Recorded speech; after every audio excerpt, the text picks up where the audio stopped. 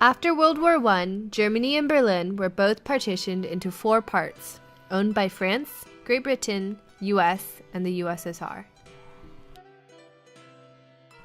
Not long after, Great Britain, France, and the US united their pieces to form Western Germany, but the Soviet Union refused to join, and its part became Eastern Germany. In Soviet-controlled East Germany, just about everything sucked. There were no consumer goods, no freedom of speech, and just about no rights. If you consider a group of 3 people, every third person was a spy. Because of the horrible economic conditions in Eastern Germany, many sought refuge in the more prosperous West Germany. This meant that many of the best and brightest minds of East Germany slowly drained away.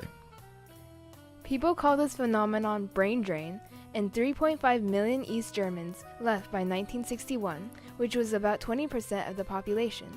To leave, they would just pick up their stuff and go. To alleviate this problem, the Soviets closed off the border to East Germany.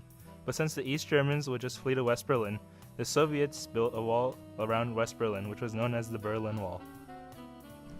For the Soviets, this was a perfectly natural course of action. On the books, the Eastern German government claimed that the wall was an anti-fascist protective rampart.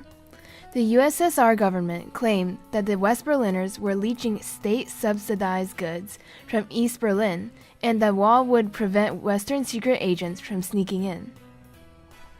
In reality, though, the Soviets were disgruntled that so many of their citizens were leaving them for a democratically controlled nation. In their minds, they just wanted to antagonize the West. In the words of Nikita Khrushchev, Берлин яички Запада каждый раз я хочу, чтобы Запад кричать. Я сжимаю на Берлин. Никита Хрущев. As such, most of the time, the wall only kept the Eastern Germans in, but not the West Berliners out.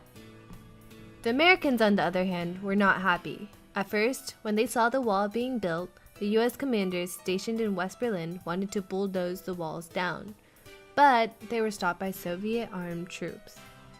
The US decided not to act against these troops, as, in the wise words of JFK, a wall is a hell of a lot better than a war. of course, we're not trying to say that the US didn't care about the Berlin Wall.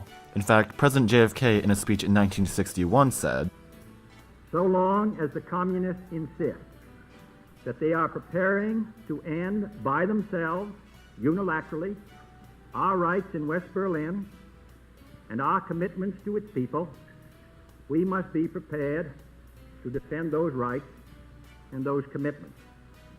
We will at all times be ready to talk, if talk will help. But we must also be ready to resist with force, if force is used upon us. Either alone would fail.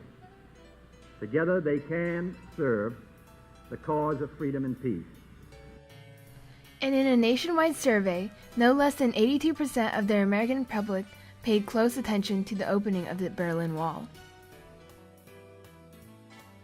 On August 13, 1961, the Berliners had a rude awakening as the Soviets had already started barricading the alleys, setting up barbed wires, and moving trucks and cars.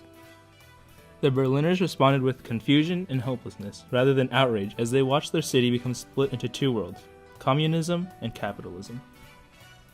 Within the first few days of the wall, a reporting company in East Berlin, Spiegel, made headlines screaming that the Soviet zone had been transformed into a concentration camp.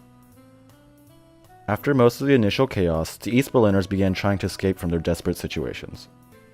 They tried various things, such as digging long tunnels below the wall, escaping on hot air balloons, and even driving through the barriers at full speed in sports cars. Although eventually, the Soviets placed a metal bar over to prevent this. Even then, the escapees modified their cars to drive under the bars. Overall, however, it was rare for anyone to escape, and about 100 lives were lost in the process of escaping. For the most part, the Berliners felt betrayed by the West and victimized by the Cold War. After the creation of the wall, East Berliners were cut off from West Berliners, and many family members were separated, unable to even see each other. East Berliners who were employed in West Berlin were unable to return to their jobs. West Berliners were still able to move between East and West Berlin, but East Berliners could not. The creation of the wall resulted in criticism of America due to its prior knowledge of a wall being built, yet doing nothing about it. Many East Berliners tried to flee to West Berlin, but had to cross the Death Strip, a small strip of land between East and West Berlin where East Berlin guards were given orders to shoot to kill. Over 160 people died in this strip. The Berlin Wall represented the pinnacle of Cold War tensions.